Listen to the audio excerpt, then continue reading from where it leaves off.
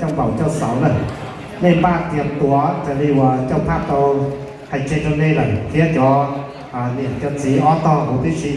ในบ้าอ๋อ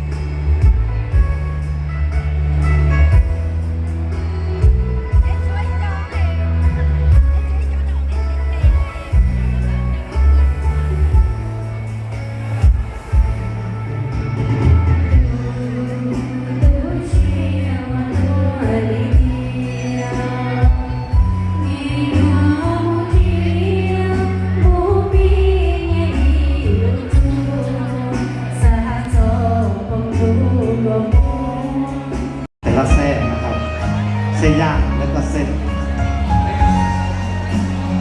ดีนะครับครับกำลังเดินเข้าสู่บนเวทีครับ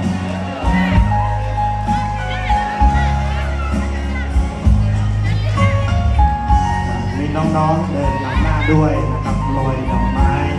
นะครับให้กับเจ้าบ่าวสาวในวันนี้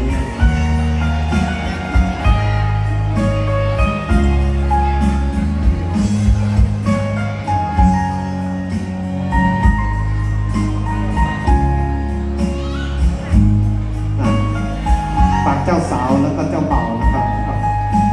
ไฟเก๋อะไรอย่างเงี้ยช้างครับค่อยๆเดินนะครับเจ้าเบ่า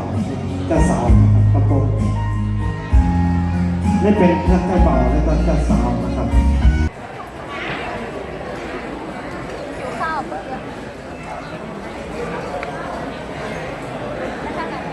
giờ này là chuẩn bị tập tên là một cái cô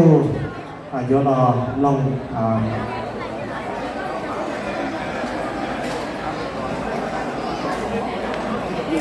giờ này là chuẩn bị tập tên là một cái lòng và cái tổ nghệ sĩ để sẵn mông lì là giờ tụ cho còn mông lì là giờ tháoไปหลอกเพราะฉะนั้นเราสังเกตนะผมย้อนว่าก็รู้รอบที่เมย์นะอำเภอเขาค้อจังหวัดเพชรบูรณ์รู้เราพุทธาคำเชื่อว่าตู้จักรก็ตู้ถ่ายเทปตัวรู้รอบช่องยันนี่แหละกูใส่ยันนี่ได้หรอกกูยันนี่ยันซีกูยอมพอเยอะนอนรู้เรากูเที่ยวตัวคนด่าอำเภอเขาค้อจังหวัดเพชรบูรณ์ตัวมันต้องเชื่อเราแล้วเขาก็ตรงถ่ายเทปตัวเรารู้ในchúng mua vào mấy người giá còn đây thế chúng mua tờ qua thế thì sư đồng chia đồng giờ đây là chuẩn bị tậpเป็นmột thói chơi trâu nghệ sĩ tông thầy ở bên lòng giờ đi chặt không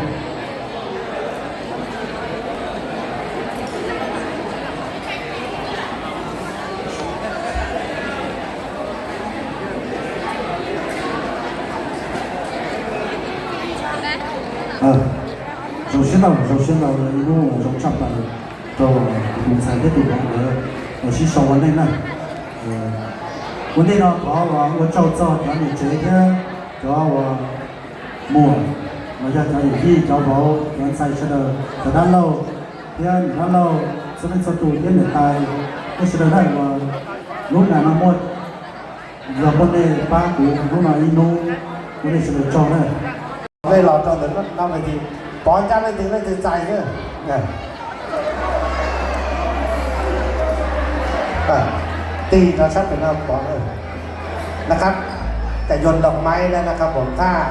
ใครรับได้ก็เดี๋ยววันหน้าเราจะได้มาร่วมวิวาห์1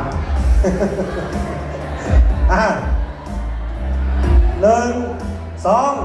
3โอ้คนสดนะครับคนสดเดี๋ยวเราก็จะได้ร่วมงานวิวาห์นะครับในรอบหน้านะครับผมเขาใจป้าก็ยังไม่เขาของปริงก็เอาแล้วได้ไหมเลย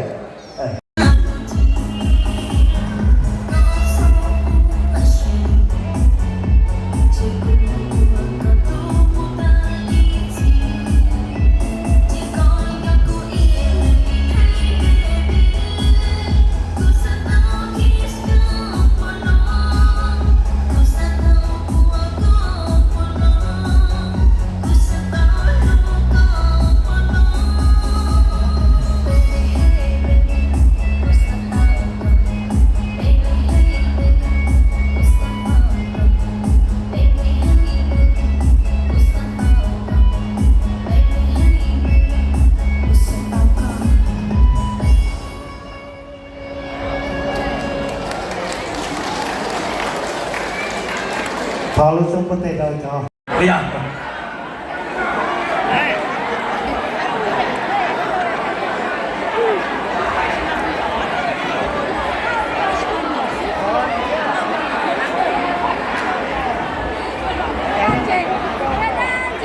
cho nó là người ta chỉ tao thiên người ta chỉ tao không thiên đâu xe để nó sẽ được mua tu mua chỉ mua xe bao kéo cho nó cho nó